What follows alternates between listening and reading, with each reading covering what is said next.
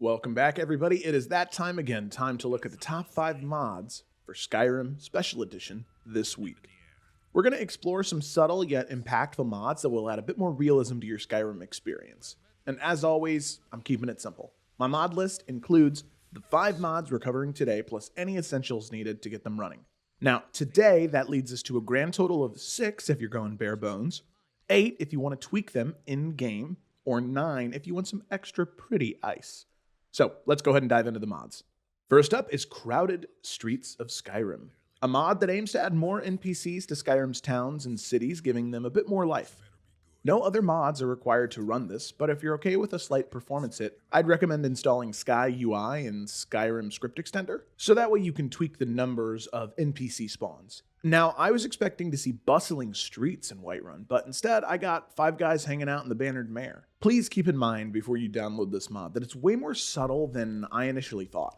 Cranking up those settings in the mod manager via Sky UI can lead to some weird behavior, like NPCs T-posing after they spawn in. That said, I do like the mod because it's easy to combine with other overhauls thanks to the way it spawns NPCs. Like you could add Tamrielic names or another mod that adds NPC names for some really nice immersion. Just remember, this is Skyrim, not Times Square during lunch. So it'll add a few extra NPCs here and there, but don't expect to be elbowing your way through crowds. If anything, in Skyrim, we get enough of that when just trying to leave the room at an inn. Next up, we've got Crystal Clear Frozen Lakes, which doesn't require any other mods to run. This is another understated addition that I really enjoy, especially when paired with a parallax option. I highly recommend using Skyrim 2020X Complex Terrain Parallax, alongside this with some truly stunning ice. I mean, seriously, you get some sexy ice. Huh? Oh man, what have I become, man? What has modding Skyrim made me? Moving on, we've got Riverwood Windmill. This mod only requires the unofficial Skyrim Special Edition patch and has great compatibility with other city mods like JK Skyrim. Honestly, it's such a cute addition to Riverwood that it feels like it should have been there from the start. My whole belief with mods is that they shouldn't steal the show. They should enhance what's already present and make it better. The less you notice, the better. And this mod is fantastic in that regard.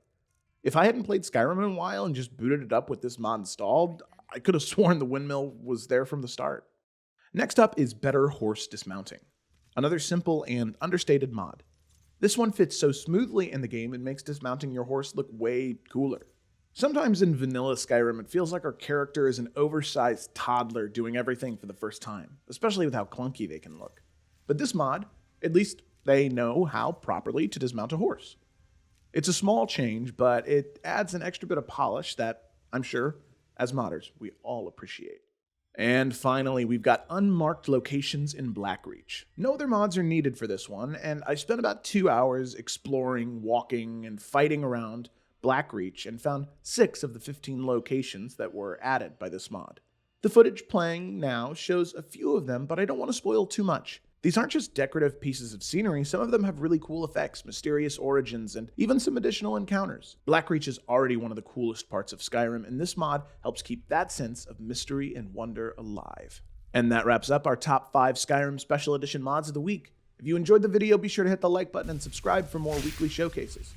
Got a mod that I didn't cover? Drop it in the comments. I'm always looking out for new mods to try, and remember, we kept it simple with these 6 mods, or 8 if you're tweaking things, and 9 if you want extra pretty ice. Until next time, happy modding, and I will see you in Tamriel.